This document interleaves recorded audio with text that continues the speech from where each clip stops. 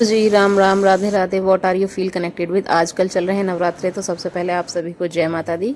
So guys, स्वागत है फिर से एक और नए ब्लॉग में। और आज का ब्लॉग स्टार्ट हो रहा है नवरात्रि के तीसरे दिन की सुबह से। और अभी का टाइम जो है वो हो रहा है लगभग 6:30, क्योंकि मम्मी उठ जाती हैं 6 बजे के आसपास।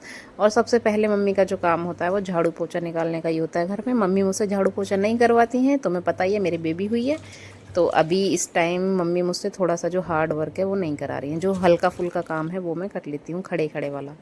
सो गाइज, मम्मी ने लगाया है उधर झाड़ू पोछा, तब तक मैं आ गई हूँ अपने वॉशिंग एरिया की तरफ। यहाँ पे मैंने जितने भी कपड़े पड़े थे सबको डाल दिया है वॉशिंग मशीन में।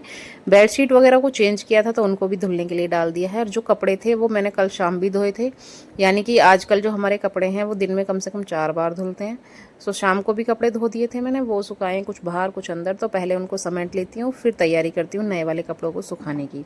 सो गाइज़, अगर आप मेरे चैनल पर नए हैं तो चैनल को लाइक शेयर सब्सक्राइब कर दीजिएगा। अगर आपको वीडियो या व्लॉग्स अच्छे लगते हैं मेरे, तो मुझे कमेंट सेक्शन में बता के थोड़ा सा मोटिवेशन भी दे दीजिएगा। मैं आपके साथ अपना डेली रूटीन व्लॉग शेयर करती हूँ। आजकल फ़िलहाल मैं इसी चीज़ में बिज़ी हूँ, तो इसी चीज़ को आपके साथ शेयर करती हूँ। आने वाले टाइम में कुछ और अच्छा करने की सोचेंगे तो आपके साथ उस चीज़ को भी शेयर करेंगे। सो मेरे कपड़े हैं वो सारे हो चुके हैं धुल के तैयार, और मैं पहुँच जाती हूँ बाहर की तरफ कपड़ों को सुखाने के लिए। और जो बाहर कपड़े सूखे हुए हैं वो मैंने कल शाम को धोए थे, लेकिन मैं उतारना भूल गई थी, तो इसलिए पहले उन्हें उतार लेते हैं, बाद में सुखाएंगे नए वाले कपड़े। क्योंकि यहाँ पे जो भी कपड़े हैं ये सुबह को ओस में भी हो गए थे थोड़े से। तो जब ओस में हो गए थे तो मैंने सोचा क्यों ना थोड़ी सी धूप लग जाए, उसके बाद नए सुखाऊंगी यहाँ पे। तो इनका जो थोड़ा सीलापन सा था वो जब तक दूर हो गया था, फिर धूप भी आ रही है, आप देख रहे हो 7:30 पौने 8 बजे बढ़िया धूप आ जाती है। धूप बढ़िया आ रही थी, तो मैंने इन सबको उतार के यहाँ से सुखाने दूसरे वाले जो चादर वगैरह है मेरी वो डाली हैं। क्योंकि जो चादर वगैरह हैं वो अंदर की तरफ कितना भी आप डाल लो उसमें पंखे वगैरह में, लेकिन वो जो है वो थोड़ी थोड़ी सी सीली सीली सी रहती ही हैं। तो बिना धूप के वो अच्छे से सूखती नहीं है। और वैसे भी मैं कोशिश करती हूँ अगर मेरे कपड़ों को थोड़ी सी धूप मिल जाए तो उनका जो सीलापन है वो अलग हो जाता है। सो मैंने आज अपनी मम्मी की और अपनी बेडशीट वगैरह दोनों धो दी थी। और आने वाले टाइम में तो कपड़े धुलेंगे ही, आपको पता ही है सारे।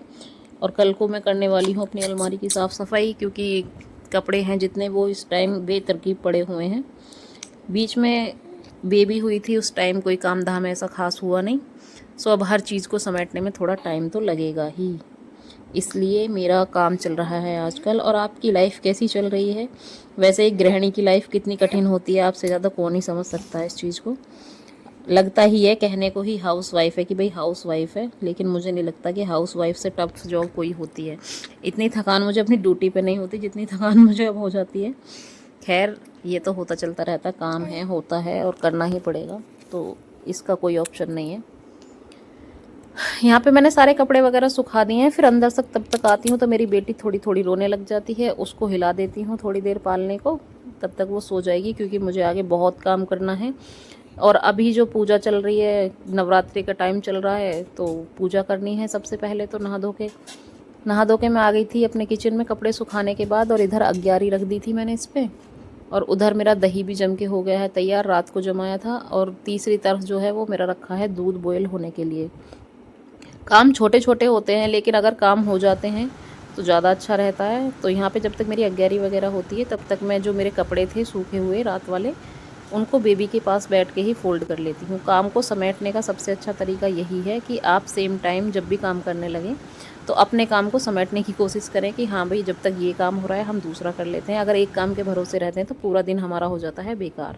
सारे कपड़ों को यहीं बैठे बैठे समेट दूंगी। इसमें भी कुछ मतलब ये मम्मी वाली सलवार है तो रह ही गई थी, इसमें सीलापन सा था, तो इसको मैं अलग ही रख देती हूँ कि और थोड़ी सी हो जाएगी, क्योंकि रात को भारी रह गए थे कपड़े हमारे। बेटी मेरी बैठ के मेरे से बातचीत करने लगती है। वो हालांकि चाह रही थी कि मैं उसे गोद में उठा लूँ, लेकिन मुझे पूजा करनी थी, तो मैंने सोचा ये 5-7 मिनट और सो लेगी तो मेरा काम हो जाएगा थोड़ा सा आसान।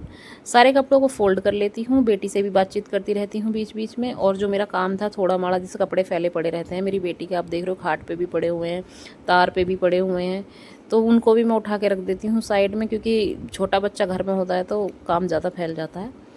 उसके बाद जाती हूँ अपने शीशे के पास और थोड़ा सा अपना करके साजो श्रृंगार चल देते हैं अपने माता रानी की पूजा करने के लिए। क्योंकि कहते हैं कि माता रानी की पूजा करने जब भी जाओ तो अगर आप शादीशुदा हैं तो अपनी मांग ज़रूर भरी होनी चाहिए। तो इसलिए मैं पहले अपनी मांग भर लेती हूँ, उसके बाद जाती हूँ पूजा करने। आज मैंने हेड वॉश किया था क्योंकि बुध था, तो हेड वॉश करने के बाद मैं सूखे सिंदूर से ही अपनी मांग भरती हूँ। तब तक मेरी अग्यारी भी यहाँ हो चुकी थी। अंदर आके अपनी अग्यारी लेके चल देते हैं हम अपने मंदिर की तरफ। और आज है माता चंद्रघंटा का दिन, तो माता चंद्रघंटा की पूजा की जाएगी आज नवरूप में। नवदुर्गों में 9 रूपों की अलग अलग पूजा होती है हर दिन। पहले हमने शैलपुत्री की करी, फिर ब्रह्मचारिणी रूप की करी और अब चंद्रघंटा रूप की।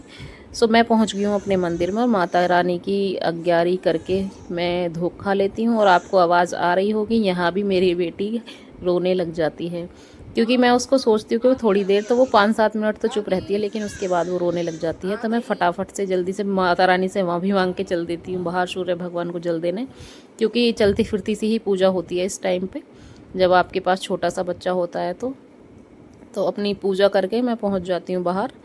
और यहाँ पे हमारा जो ये क्या बोलते हैं, ये वाला जो एरिया है बाहर का, तुलसा माता को भी जल दे देती हूँ, सूर्य भगवान को जल दे के आ जाती हूँ अंदर। मेरी बेटी रोने लग जाती है तो मैं फिर सारे काम जो होते हैं, जो ज़्यादा भाग दौड़ वाले होते हैं, वो पहले कर लेती हूँ।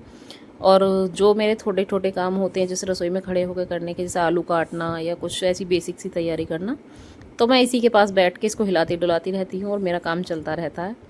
तो यहाँ पे आज मैं बनाने वाली हूँ कूटू के आटे की पकौड़ी। मम्मी गई हैं स्कूल, लगभग 8 बजे गई थी मम्मी, और वापसी का मम्मी का टाइम रहेगा 12 के 12:15 के आसपास का। तो जब तक मेरा बेसिक काम तो हो ही लेता है ख़त्म। और यहाँ पे अपनी बेटी से बातचीत करते करते मैं आलू कट करके रख लूँगी, क्योंकि अगर आलू कटे हुए होंगे तो मम्मी के आने के बाद बस मुश्किल से 10 मिनट लगती हैं किसी भी चीज़ को बनाने में। अगर मुझे कुछ और बनाना होता तो मैं आलू बॉईल करके रख लेती। अगर मम्मी को कुछ समा वगैरह की खिचड़ी विचड़ी खानी होती तो मैं उसके लिए भी आलू काट के और चावल को भिगो के रख लेती हूँ, क्योंकि जब मम्मी आ जाती है तो उसके बाद ज़्यादा टाइम नहीं बनता, मतलब ज़्यादा टाइम नहीं लगता है काम को ख़त्म करने में। सो मैं आपके साथ जो शेड्यूल शेयर कर रही हूँ, ये है मेरा सुबह के 6 बजे से लगभग दोपहर के 2-2:30 बजे तक का। ये ऐसा टाइम होता है, उस टाइम मतलब आप लगे ही रहोगे, आपको पता ही नहीं चलेगा कब 2 बज गए कब 2:30 बज गए। सो यहाँ पे मैंने कूटू के आटे की पकौड़ी बना के कर लिए तैयार। आलू मैंने पहले काट ही लिए थे, उसके लिए मैंने घोल बना के फटाफट मम्मी के लिए पकौड़ी बना दी है। मम्मी वैसे ऑयली चीज़ कम खाती हैं और आजकल मम्मी के दांतों में थोड़ी सी दिक्कत है, तो मम्मी ये भिगो के खाएंगी दही में। तो दही में भी मैंने नमक और ज़ीरा डाल दिया था, सेंधा नमक डाला था और थोड़ा सा जीरा ऐड कर दिया था। व्रत मम्मी पूरे रहती हैं और मैं मम्मी के साथ वही खाती हूँ जो मम्मी खा रही है, तो ये मान ली मैं भी एक तरीके से व्रती हूँ। बस क्वांटिटी थोड़ी ज़्यादा खाती हूँ, क्योंकि बेबी को फीड कराना पड़ता है, वरना बेबी मेरी भूखी रह जाएगी। सो इसलिए यहाँ पे मेरी पकौड़ी बनके हो चुकी हैं तैयार, और बाहर मैं मम्मी को दे के भी आ गई थी। और फिर अपने लिए भी मैं लगा लेती हूँ प्लेट, क्योंकि मैं वही खाऊँगी जो मेरी मम्मी खाएगी। तो बाहर बैठ के मैं और मम्मी और लाली भी हमारी बाहर ही बैठी है, तो वहीं बैठ के हम खा लेते हैं खाना। और जैसे ही मैं बैठती हुई मेरी शक्ल देख के कर देती है रोना शुरू। और जब भी मैं खाने बैठूंगी या जब भी कोई ऐसा काम करने बैठूंगी, तभी ये हल्ला मचाना स्टार्ट कर देती है। सो मेरी प्रायोरिटी रहती है कि पहले इसे चुप करा लूँ, लेकिन ये इतनी बदमाश हो गई है आजकल, जब इसे लगता है ना कि मुझे लेने वाली है तो आने से मना कर देती है। सो गाइज यहाँ पे हमारा हो चुका है दोपहर का खाना, यानी कि एक तरीके से व्रत खोल लिया है हमने।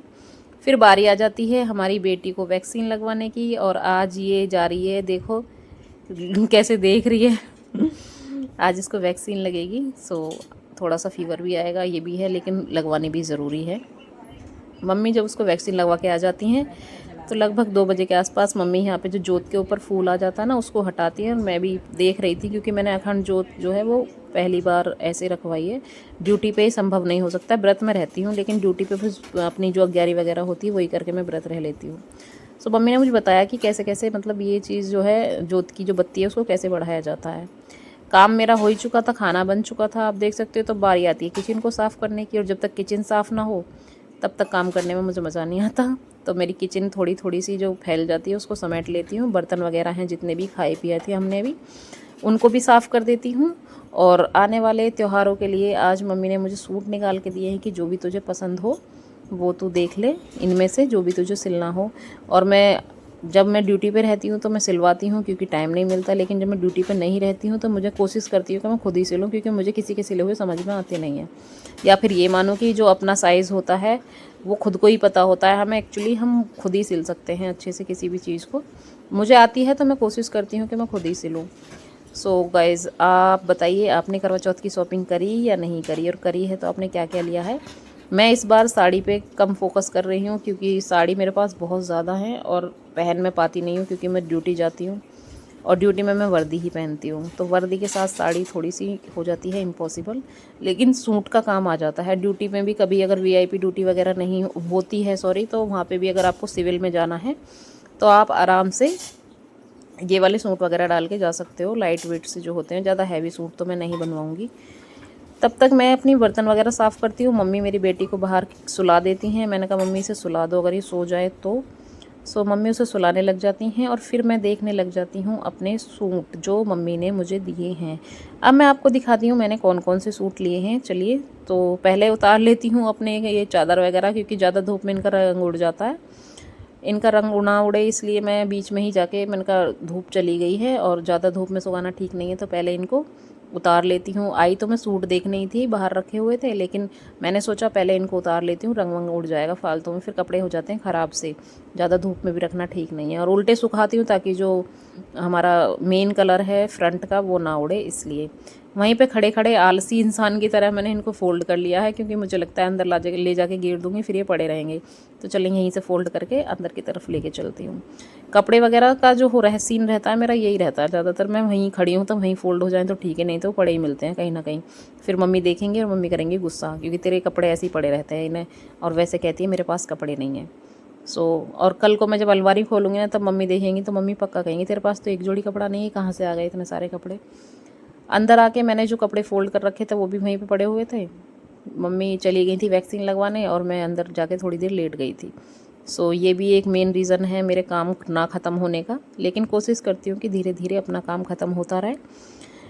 गाइज़, आप बताइए आपने क्या क्या ख़रीदा है। पहले मैं इनको रख के आ जाती हूँ अंदर, उसके बाद मैं आपको आराम से खोल खोल के दिखाऊँगी सूट वगैरह कि मैंने कौन कौन से लिए हैं और मैं किस किस पर्पज़ से मैंने ये सूट लिए हैं।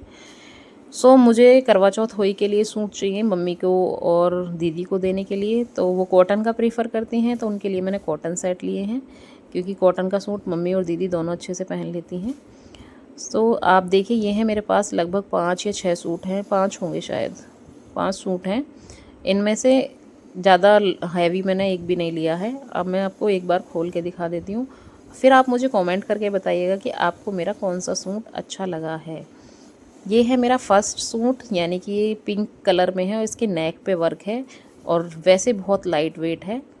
और ये है इसकी दुपट्टा भी मुझे लाइट ही चाहिए, क्योंकि अब मेरे पास छोटा बच्चा है, तो जाहिर सी बात है मैं बहुत ज़्यादा हैवी कुछ भी कैरी नहीं कर सकती। इवन हाथ के कड़े जो होते हैं ना, वो भी नहीं कर सकती। और ये हैं कॉटन के सूट, 2 सूट हैं जो मम्मी के लिए और दीदी के लिए है, क्योंकि वो कॉटन के ही पहनती हैं, दीदी भी और मम्मी भी।